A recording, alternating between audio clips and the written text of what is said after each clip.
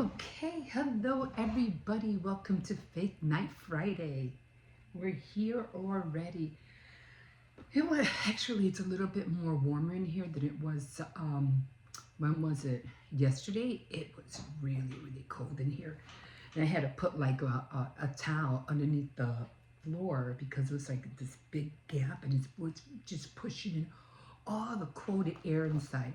Anyway, my name is Emma. Welcome to another episode of First Samuel, no, Second Samuel, and we are on chapter 13. So that's where we're at right now. And I am following a book, but I didn't bring it with me. It's a book that helps you read the scriptures throughout the year, but I've been doing it my way, not really how the book wanted. But we're getting there. We're getting there slowly, but we'll get there eventually. We'll get there. So right now we are on chapter 13 with Amnon and Tamar. And so this was a little bit sketchy, although as you remember, we were reading back in 2 Samuel 12 when David, had that affair with Bathsheba, and then Nathan told him the consequences of what was going to happen because of the sin that he committed with Bathsheba, and how he, took her for himself, and then he ended up killing her husband on top of that, just so he can have her. And then he kind of like make it look like, it was like an accident or something, or something that happened. Not a conspiracy, but he planned this whole murder out, and that was, yeah, the Lord was not happy with that. Okay, so right now that's finished, and of course, God did forgive David, and the first son died. That was out of because it was out of sin. But she had another baby, and that baby was Solomon, and that one survived. So, and now he's on good terms again with the Lord. Okay, so we are now here talking about Amnon and Tamar. Now, I feel sorry for Tamar because, she went through something that I feel like she shouldn't have gone through, but let's just read it and you'll see. Okay, so David's son Absalom, because he had more sons other than Solomon, had a beautiful unmarried sister named Tamar. Amnon, another of David's sons, fell in love with her. He was so much in love with her that he became sick. Can you imagine? I kind of see that, somebody feeling sick because they have just all these emotions and building up, and they want to be with this person so much, but they can't, and it just makes them ill. So because it seemed impossible for him to have her as a virgin, she was kept from meeting men. But he had a friend, a very shrewd man named Jonadab, the son of David's brother Shammah. Jonadab said to Amnon, "You and the king's son, yet day after day I see you looking sad. What's the matter?" "I'm in love with Tamar, the sister of my half-brother Absalom," he answered. Jonadab said to him, "Pretend that you are sick and go to bed. When your father comes to see you, say to him, 'Please ask my sister Tamar to come and feed me. I want her to fix the food here when I can see her, and then serve it to me herself.'" So Amnon pretended that he was sick and went to bed.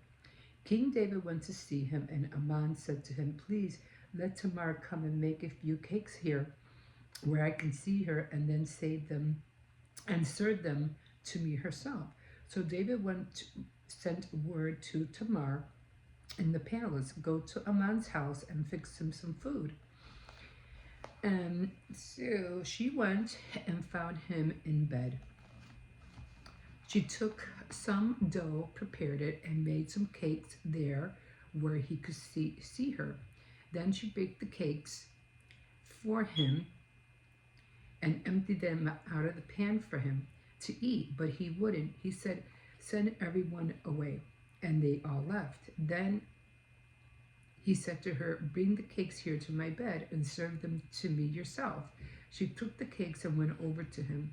As she offered it to him, he grabbed her and said, "Come to bed with me." "No," she said, "don't force me to do such a degrading thing. That's awful. How can I ever hold my head up in public again? And you would be completely disgraced in Israel. Please speak to the king, and I'm sure that he will give me to you." But he would not listen to her. And since he was stronger than her, then stronger than she was, he overpowered her and raped her. Then Aman was filled with deep hatred for her. And that's one thing. I mean, you wanted her, you're falling in love, and all of a sudden, this love turned into hate. All of a sudden, why? Because she didn't want to be with him, and not that she didn't want to be with him, but she wants to do it the right way. And he was like, got upset about that.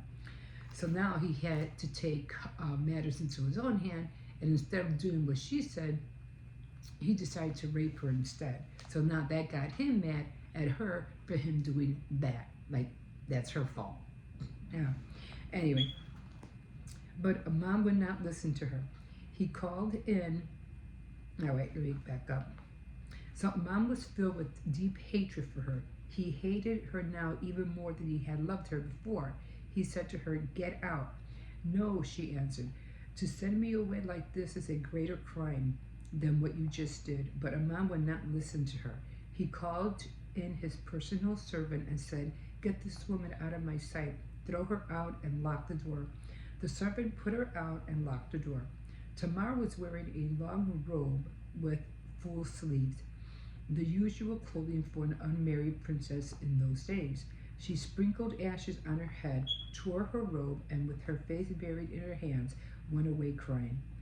When her brother Absalom saw her, he asked, "Has Amon molested you?" "Please, sister, don't let it upset you so much. He is your half-brother, so don't tell anyone about it." So Tamar lived in Absalom's house, sad and lonely. When King David heard what had happened, he was furious.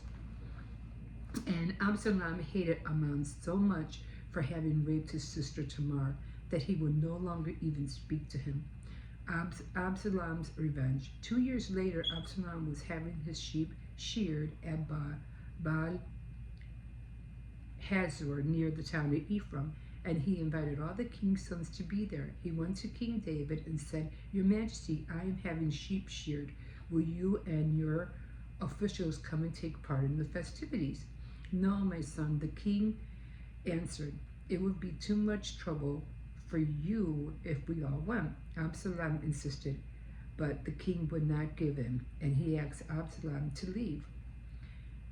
But Absalom said, "Well then, will you at least let my brother Amnon come?" "Why should he?" the king asked. But Absalom kept on insisting until David finally let Amnon and all his other sons go with Absalom. Absalom prepared a banquet fit for a king. He instructed his servants, "Notice that Amnon has had too much to drink, and then when I too and notice that Amnon had too much to drink, and then when I give the order, kill him. Don't be afraid. I will take the responsibility myself. Be brave and don't hesitate." So the servants followed Absalom's instructions and killed Amnon. All of the rest of David's sons mounted their mules and fled. While they were on their way home, David was told, "Absalom has killed your sons. No one of them is left." The king stood up, tore his clothes in sorrow, and threw himself to the ground. The servants who were there with him tore their clothes also. But Jenadab, the son of David's brother Shammah, said, "Your Majesty, they haven't killed all your sons, only Amnon is dead." You can tell by looking at Absalom that he had made up his mind to do this from the time that Amnon raped his sister Tamar. So don't believe the news that all your sons are dead, only Amnon was killed.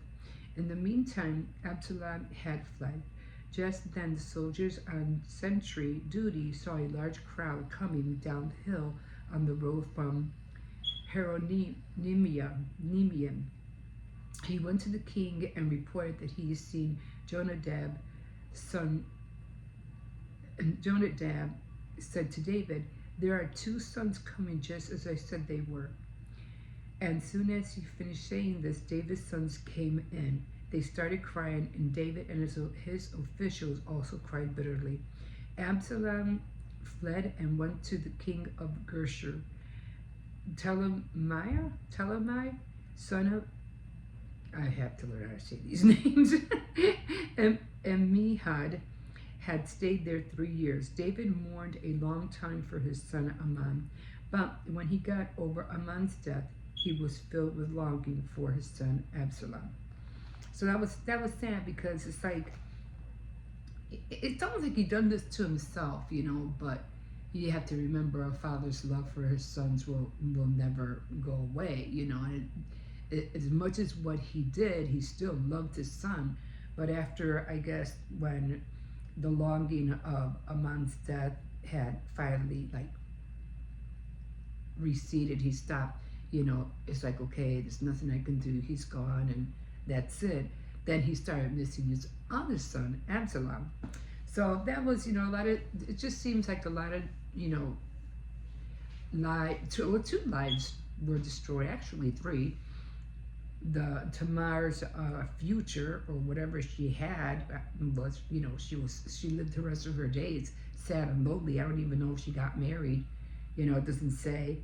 And then Absalom goes and kills Amnon, his half brother, and then Absalom goes and runs and doesn't come back home to David. So it's like, wow. So,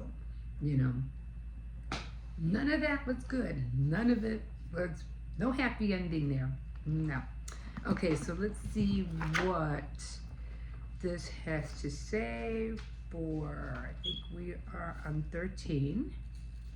Okay, so 2 Samuel 13. David, and these are the commentaries. Every time you try to read the Bible, make sure you get commentaries of, as much as you can, because this way it'll back up of whatever that chapter is trying to tell you, and it just gives a more insight of what you're reading. Okay, so 2 Samuel 13, David now begins to reap the harvest of sowing to the flesh, the painful consequences of forgiven sin. After all the trials of life, the most difficult to bear are those that come from our own family because of our failures. So possessed was he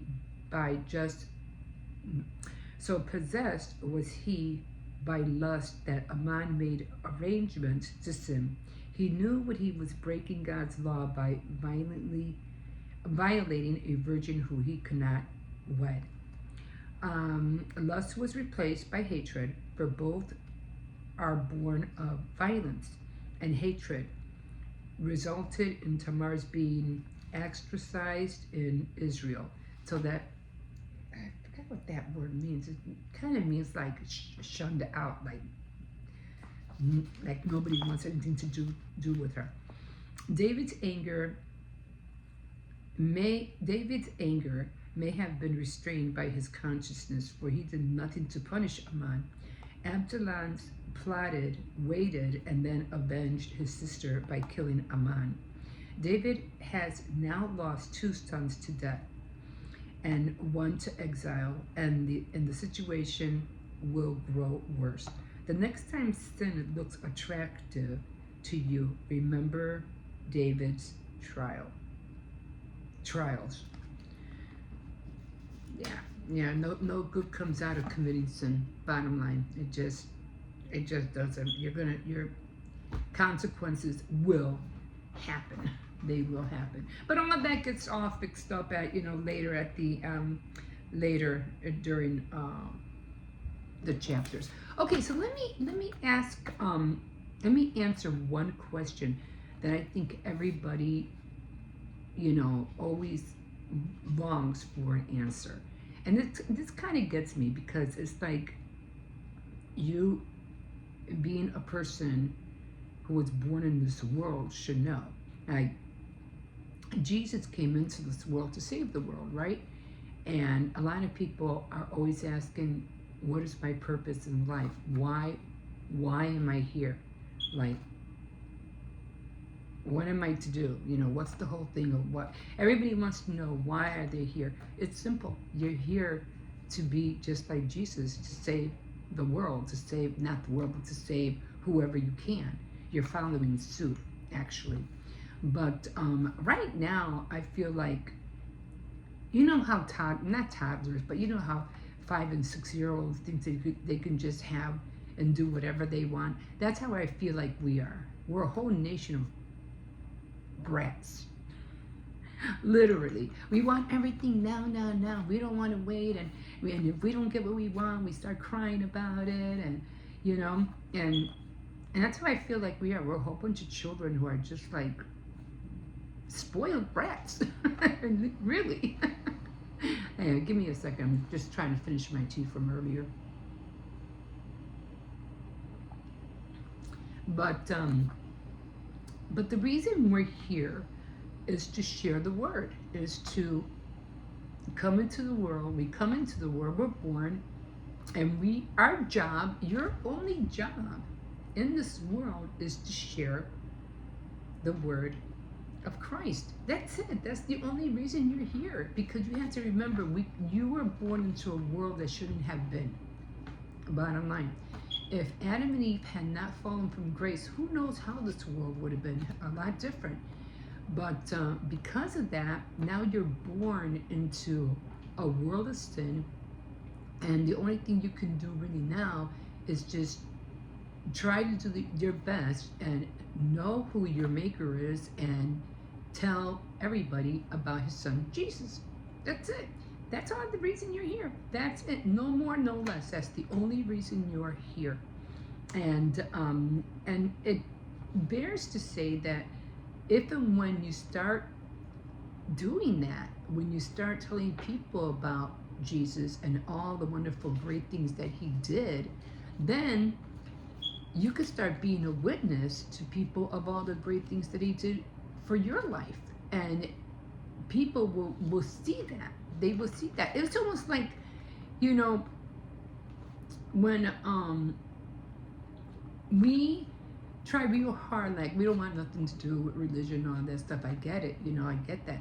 But when you're just following the word and you do what the word says, your whole outlook on life is totally, totally different. So that's the only reason you're here. You're just here to further the information and share the good news. That's it. And a lot of prayer helps. And as a matter of fact, that's your divine connection to God. That's your way to connect with Jesus. And you can see it unfold in multiple ways. You just never know how he's going to, you know, send his blessings, or the miracles he's going to send your way, or if you're in a bad situation, how he's going to turn it around and he's going to make it for good. And you're going to see what happened to you touch other people's lives, and you're going to see that. Okay, but yeah, that's the only reason we're here.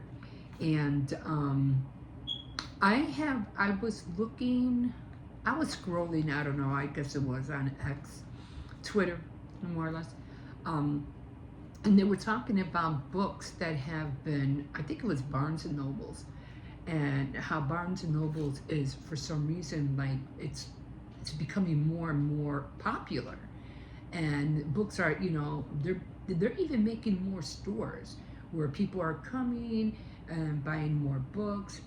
And they also mentioned something, and I was like, really? That's very interesting to hear. And they said that the sales for Bibles are on a rise. Like, people have been buying Bibles left and right. Now, I can see that. I can understand, especially now in these days. People are tired. They're tired of being lied to. They're tired of not knowing what to do. They're tired about, they feel like they're doing so much and they're not getting anywhere. So people want, like, what else can I do? What can I do to change my life?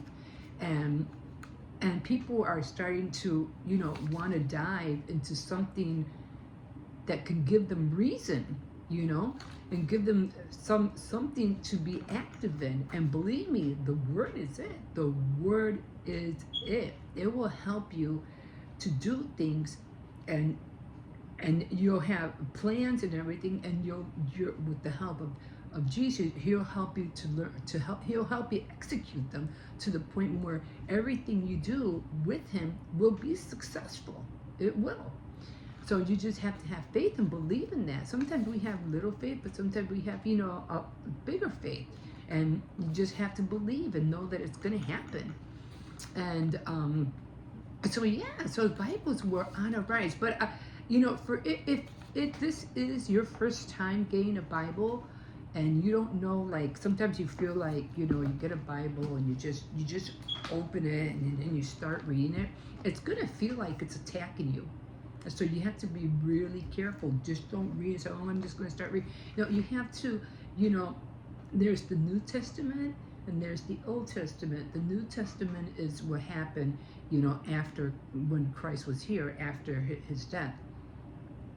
And then the Old Testament is before, Christ. And it all leads up to, it even tells us the times of the end of times. But I always tell people, if you really want to start reading, if you have the Bible and you want to start reading the book of Paul. And Paul talks about everything in the Old Testament, and he talks about everything in the New Testament, and he more or less tells you where you're at now, at what point you are in right now. It's almost like the present time. He gets to you there. Now you have to remember, Paul always says, we should be witnesses and share the good news to the end of the earth, and be disciples. Okay, but you have to remember, some of the disciples never did that. They never preached to the end of the earth, and Paul didn't either, because he was in prison. So he didn't go nowhere. But he is still preaching the word of God from a cell, to the ends of the earth. He really is. Even not physically, but he did it, and he's still doing it until, as of now, because we're reading it. It's written. So if you want to start reading the Bible, start with the book of Paul. Do definitely get commentaries, whatever, commentaries on a certain book, a certain book that you're reading, whatever you can get your hands on, but make sure you get commentary. And you can get, it is so easy to read the Bible and get, so much information on your phone. You don't even have to buy the Bible anymore. You can get the Bible on your phone and read it on your phone. I'm pretty sure there's Audible book, that could read you the Bible if you can't read. So I do believe that the Bible is going to make a big, big comeback and a big impression on a lot of people. So, and again, a prayer is very important, because, like I said, that's your connection from you to the higher power. So, and there's so much, a vast of information, revelation, supernatural powers, and all that is all in here. And yes, you can make a difference. You once you start learning how to use the Word of God, you're going to start seeing changes. You're going to see manifestations happen. It's just what it is. It's just like the golden rule: give and it will be given unto you. So sometimes we feel like the rich man. Remember the rich man, and the guy, and he asked the Lord about, oh, what can I do to follow you? What can I, what do I have to do? And Jesus says, yeah, just get rid of it, because he was rich, he had everything. Get rid of everything you have and then come with me. And he was like, whoa, no, I don't think I can do that. I don't know. Never mind. But you know, the thing is, if he would have sold everything, he probably would have gotten 10, 70, 80 more back. Remember, Jesus is of increase. He's about blessing you. So, and if you want to test it out yourself, give somebody $5. Give somebody a candy bar. Give somebody something and see what happens. You're going to get blessed for that. And not that you're going to get a candy bar back or anything like that, but that's not the point. It's the golden rule. Give, and you will receive a blessing from that. Test it out yourself. Don't go by me, but test it out. Every time, as it comes out, I do my seed book, and I have to revamp it. But I have a seed book that I started, I think it was like 3-4 years ago, and I still have it. And the seeds are whatever it is that you bless people with, whether it's making a meal for somebody, making something for somebody, giving gifts, helping out somebody financially, whatever it is. Or if and when you do that, you're going to see a blessing come back to you. And I always see that. Every time I do something. Every time I give somebody something or make somebody something from my hands or whatever, I hear cha-ching, cha-ching, cha-ching, because I know I'm going to get blessed back because of it. And yeah, I guess I don't do it because I know I'm going to get a blessing, but then again, yeah, that's the reason I'm doing it. I want to get blessed in return. So it's kind of like a twofold. Yeah, I have it. I'm doing this for her, but I'm also doing it because I know God's going to bless me for it. And I need blessings like you wouldn't believe. Sometimes we need a way out. We need a, something. And then we also have, plans. We make our plans. We have to involve God in our plans so that He can make them better for us. We have ours, but He says, my ways are better than your ways, and believe Him in that, because it really is. Okay, guys, so that's it for all I have for you today. And so if you are new and you are trying to get into the Word of God, like I said, start by reading the book of Paul. It would open up your eyes a whole lot. Okay, guys, I'm going to leave you with that here. My name is Emma, and thanks for joining me today. And we will see you next time on Faith Night Friday. Bye-bye.